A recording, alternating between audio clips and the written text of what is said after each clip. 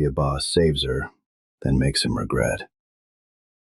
She'd been tied to the column for 26 minutes, zip ties cutting into her wrists, duct tape sealing her mouth shut, blood running from a gash above her left eye into the concrete beneath her. The parking garage was silent except for the hum of fluorescent lights and the distant thud of music from the ballroom 6 floors above, where the man who did this was delivering a keynote speech about protecting women from violence.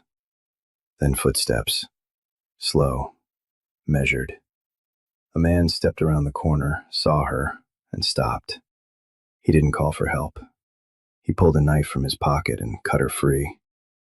Danya Voronova was beaten and tied up in a parking garage by the man giving a speech about protecting women 6 floors above her. And the man who just cut her free, subscribe and hit that bell, because what comes next will burn. Danya Voronova was 25 years old and 11 months into a relationship that had started with standing ovations and ended with zip ties. She met Keir Aldrin at a fundraiser for the Atlanta Children's Advocacy Center. She was a graduate social work student at Emory. He was the keynote speaker. He gave a speech about survivor advocacy that moved half the room to tears, and Danya was one of them. He was articulate, passionate, magnetic, the kind of man who made you believe the world could be repaired because he was standing in it holding a wrench. They were engaged within 5 months. Danya moved into his Buckhead penthouse. She told her classmates she'd found someone who understood the work the way she did. She was right about one thing. Keir understood the work. He understood it the way a locksmith understands a door. Not to open it, to make sure it stayed shut. Keir Aldrin was 43, prominent Atlanta defense attorney specializing in domestic violence cases. His face was on billboards across the city. Every voice deserves a champion. He consulted with state legislators on abuse prevention policy. He sat on the boards of 3 survivor organizations. The Atlanta Journal-Constitution had profiled him twice. He was the man the city pointed to when it wanted to believe the system worked. Behind the penthouse door, the system worked exactly the way Keir designed it. The first 3 months were perfect. Attentive, generous, the kind of love that makes a woman feel like the center of the universe. By month 4, the universe contracted. He convinced her advisor at Emory that Danya was experiencing a mental health crisis. A private conversation full of concern, just enough detail to trigger a mandatory leave of absence. She came home confused, and Keir was sympathetic. "Take some time," he said. "I'll take care of everything." He did. He canceled her personal phone and gave her one he monitored. He moved her finances into a joint account he controlled.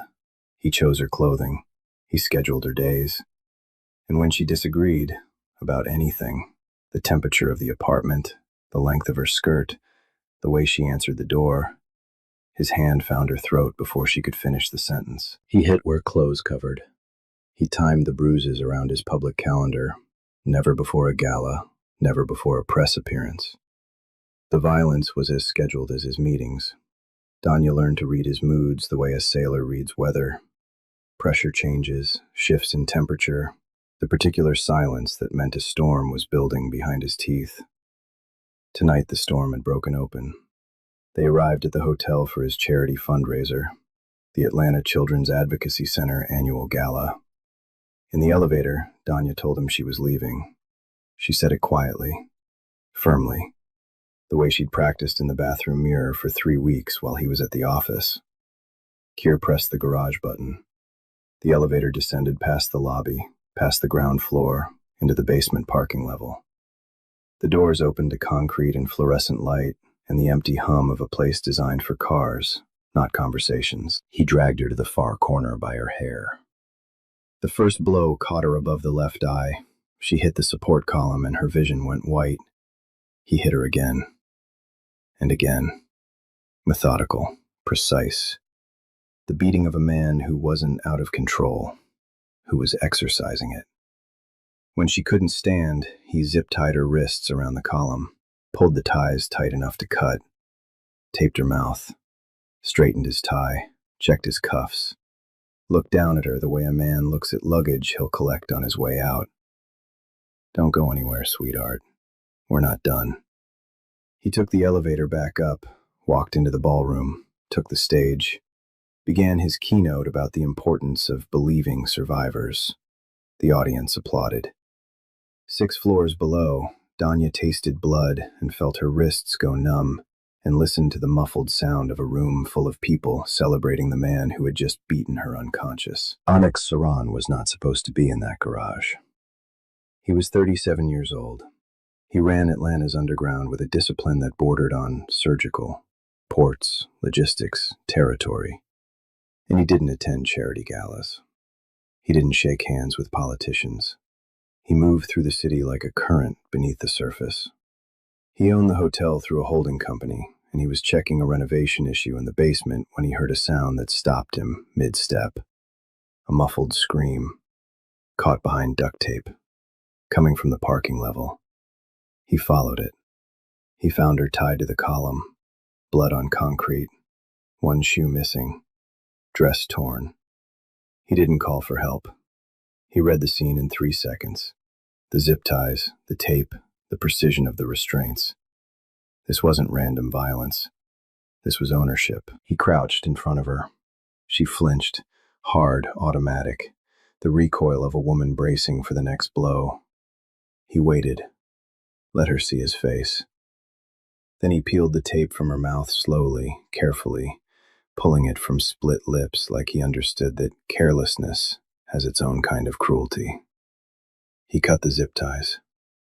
"Can you stand?" She tried, her legs buckled. He lifted her, one arm beneath her knees, one supporting her back. She cried out. He adjusted. He carried her toward the service elevator. Inside, he set her down gently against the wall. He pulled off his jacket and laid it across her shoulders, didn't wrap it, didn't press it on. He placed it there and let her decide whether to pull it close. She did. It smelled like clean wool and cedar, and the shaking in her chest slowed by 1 degree. His physician, Phelan, worked on Danya for 3 hours that night. Fractured orbital bone, deep bruising across her ribs, lacerations on both wrists, split lip, concussion. Danya woke in a guest room at Onyx's house in Inman Park. The door was open. She could hear a chair creaking softly in the hallway. Someone sitting outside her room.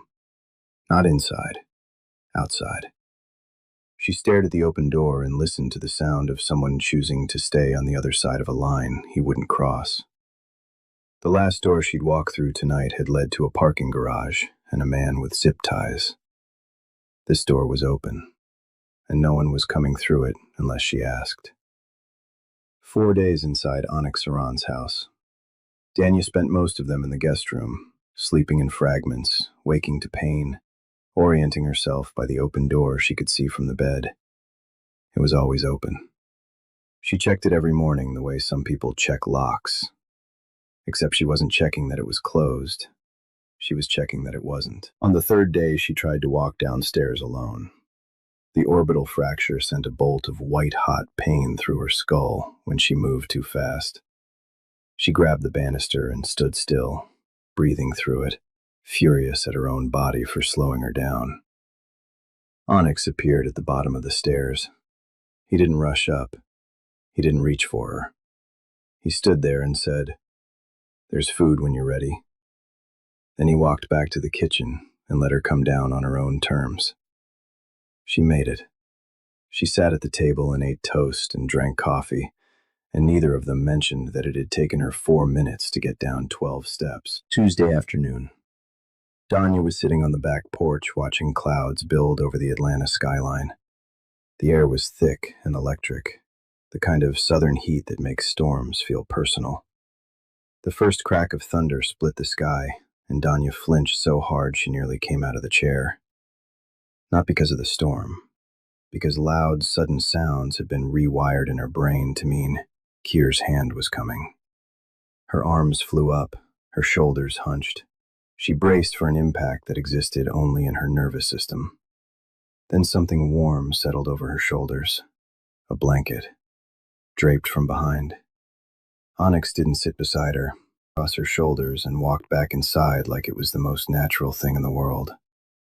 Danya pulled it tight and watched the rain come down and felt something shift inside her chest that had nothing to do with healing bones. That evening, Onyx sat across from her and opened a folder. "I've been investigating Kier for months," he said.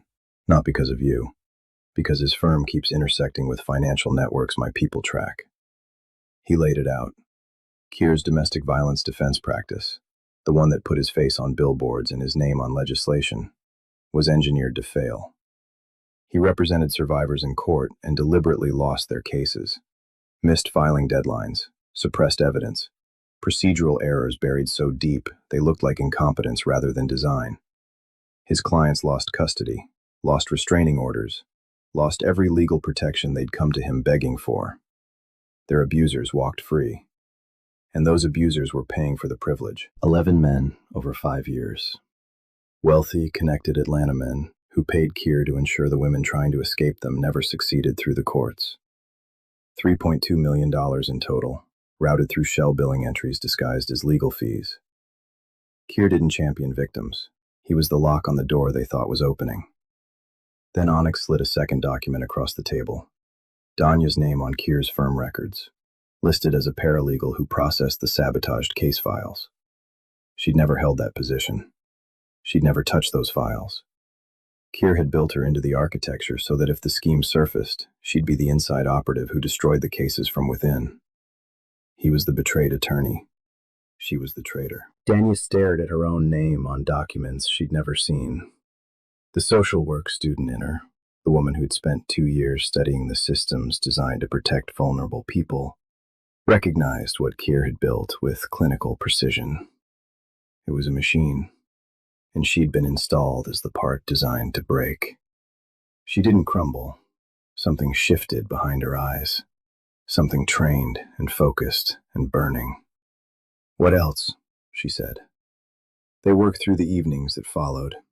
Onyx read in the living room while Danya went through case files on the opposite end of the couch. He brought her tea without being asked. One night she fell asleep over the documents. She woke with a blanket draped over her shoulders and the lamp dimmed. She caught herself watching him the next morning. The patience in his hands, the way his jaw held tension even at rest. She looked away. He caught her. Neither spoke about it. Kier appeared on television 5 days after the gala. A press conference outside the courthouse. Manufactured tears, trembling voice. "My fiancé has been missing for nearly a week. I'm begging anyone with information." He wore a purple ribbon. He choked on cue. The anchor called him an advocate now living the nightmare he spent his career fighting. Danya watched from Onyx's living room. Something crystallized. Not broke.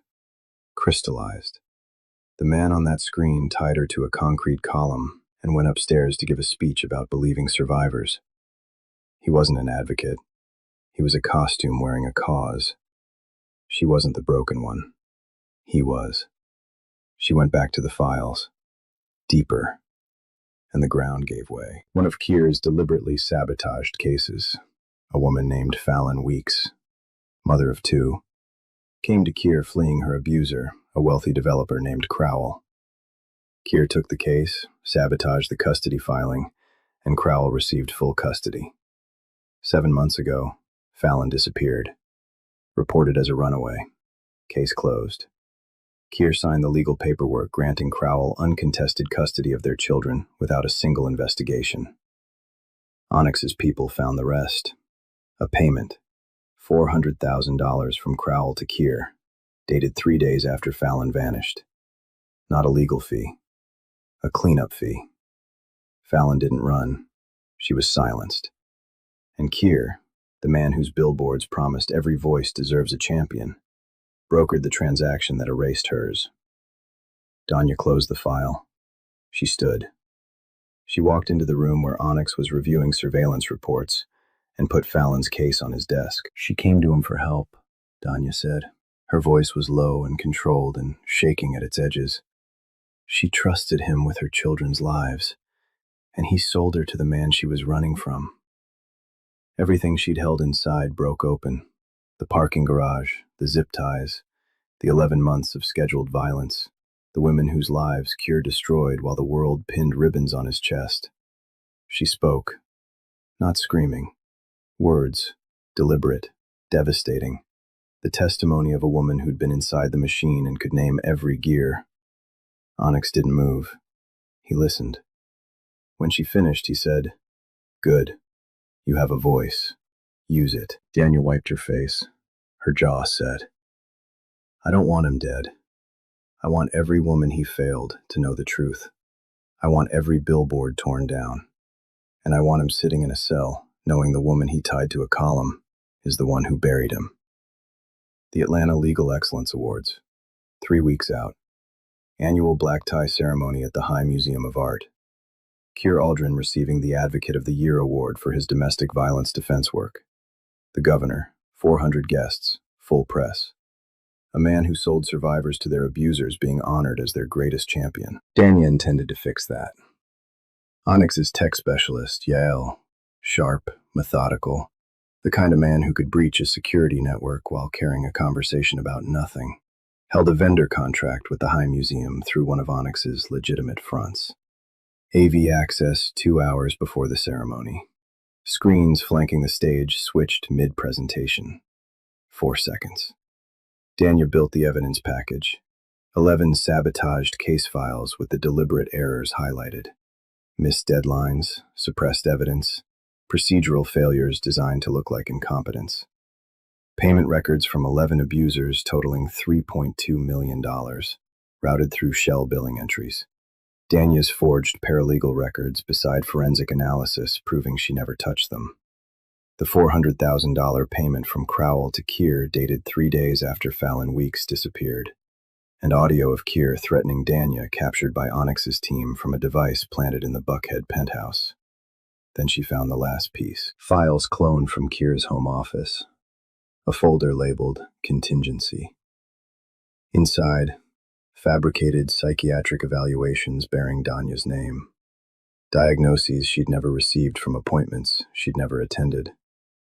Manufactured prescription records for medication she'd never taken. A drafted involuntary commitment order dated for next week, signed by a physician on Keir's payroll. An affidavit stating Danya posed a danger to herself. The parking garage wasn't a breakdown in control. It was the opening move. The commitment order was the next step.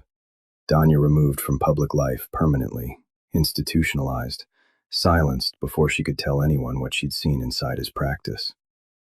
Underneath the commitment order, a life insurance policy. On Danya, $2 million. Keir's contingency had a contingency. If the institution didn't silence her, death would. She added both documents to the evidence package. Her hands didn't shake. Onyx's people dug into Fallon Weeks. Financial trails, property records, communication logs. They found her. Not a body. A woman. Alive. Barely. Held in a rural property outside Atlanta, owned by a shell company connected to Crowell. Not imprisoned by chains, by fear and the knowledge that her children were leverage.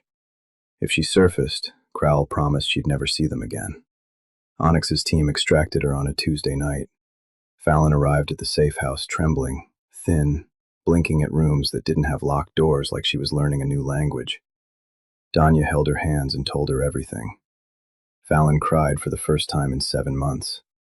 Not from sadness, from the shock of being believed. Keir wasn't idle. He'd filed a missing persons report. The anguished fiancé, cameras, tears. His connections in the DA's office pressured Onyx's territory. A raid on an Inman Park property. Patrol cars circling the block. Every day Danya stayed hidden was a day Keir's grieving partner narrative grew thicker. The night before the gala, Danya stood on the rooftop of the Inman Park house. Atlanta sprawled below, headlights and glass towers in the low amber haze of a city that celebrated Keir Aldrin without knowing what he did in parking garages. Onyx found her there. He stood beside her, close enough to feel, not touching.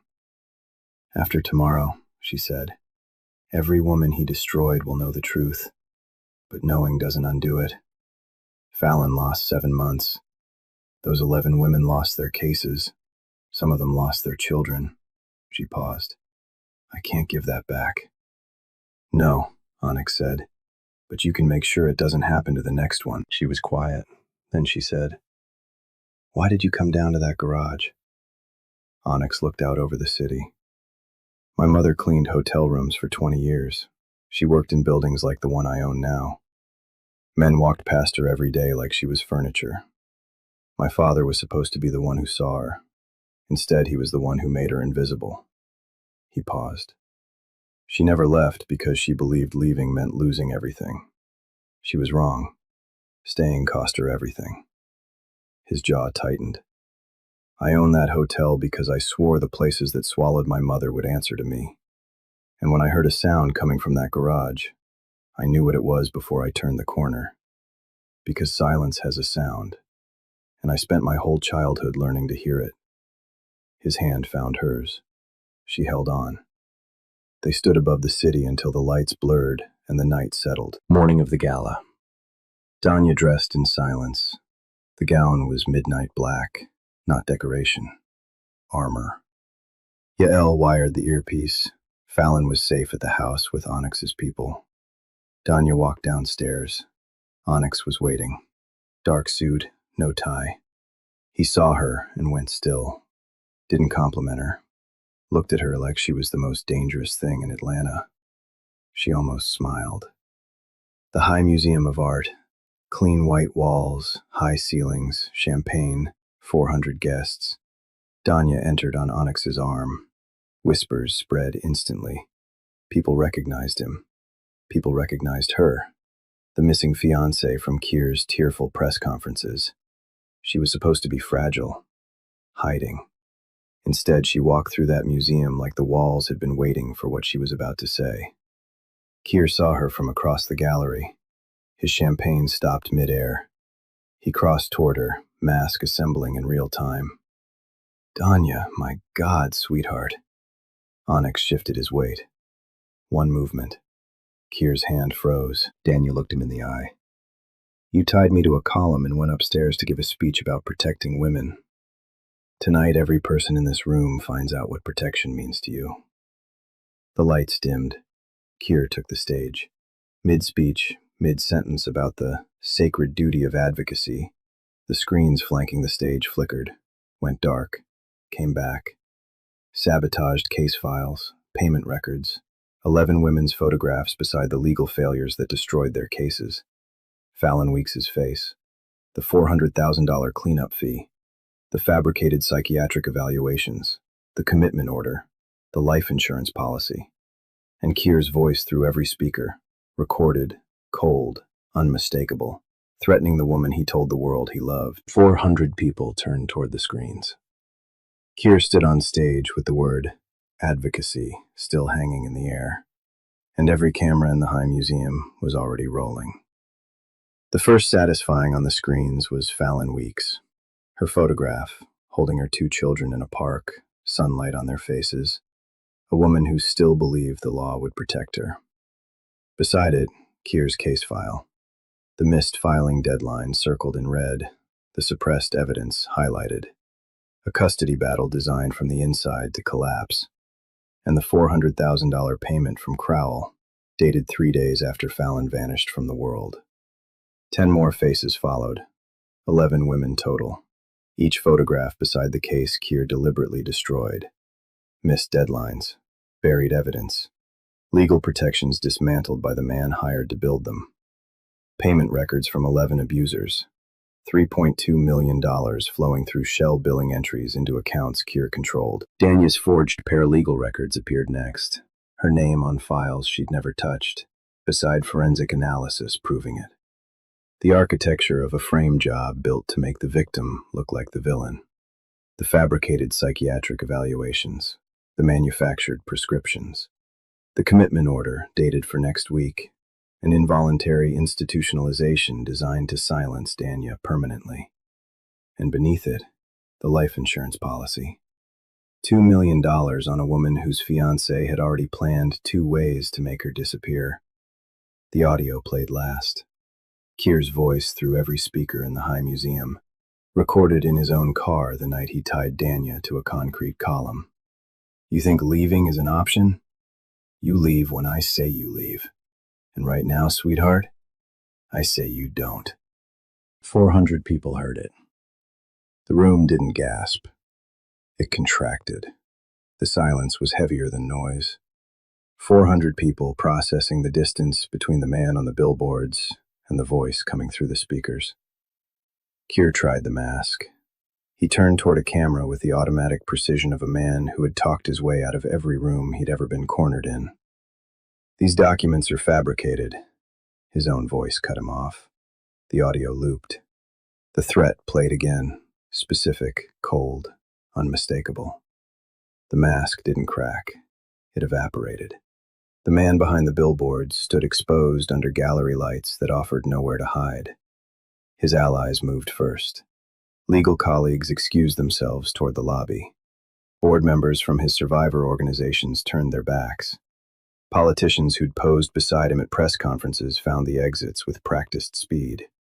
Every handshake Keir had ever leveraged dissolved in the time it took the audio to loop a third time. Crowell attempted the service entrance. 2 FBI agents were waiting, positioned since an anonymous evidence package arrived at the Atlanta field office that morning. He walked into them with the expression of a man who'd just realized every exit in the building had been sealed before he arrived. FBI entered the main gallery. 4 agents, calm, unhurried. The inevitability in their pace was worse than urgency. Keir saw them and his shoulders collapsed. He looked across the gallery at Danya, standing in the center of the room, untouched, the screens behind him displaying his destruction while 400 witnesses watched. And the man who'd built his career on the word advocacy couldn't find a single word that would save him. They cuffed him beside his own award plaque, past every camera, past 400 people who would never hear his name without tasting the lie underneath it. The flashbulbs didn't stop. Danya stood in the center of the High Museum. She didn't cry. She didn't speak.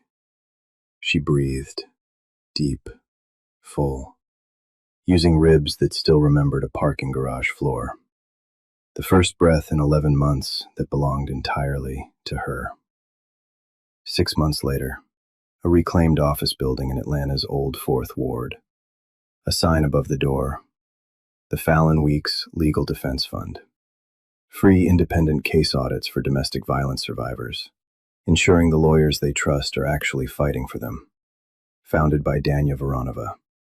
She ran it with the steady precision of a woman who'd seen the system from inside the machine and knew exactly where the gears were rigged. She sat across from women who'd placed their lives in the hands of attorneys and got betrayal instead of protection. She audited cases, flagged sabotage, connected survivors with lawyers who fought for real. Fallon Weeks was reunited with her children 3 months after Crowell's arrest. She brought them to the defense fund on opening day. Her daughter held her hand. Her son carried a drawing, a house with a big door and the word home in crayon across the top. Fallon pinned it to the bulletin board in the front office. It stayed there. Keir Aldrin, 29 years, fraud, conspiracy, 11 counts of obstruction, accessory to kidnapping, domestic battery. Crowell, 22 years, kidnapping, unlawful imprisonment, custody fraud, 11 civil suits filed by the women whose cases Keir destroyed. Every billboard in Atlanta bearing his face was taken down within a week. Onyx walked into the defense fund on a quiet afternoon. The tension that lived in his frame was softer. He'd restructured, stepped back, investing in transitional housing across the Old Fourth Ward. He found Danya in the front office. She turned to him. That Tuesday at your house, the thunderstorm.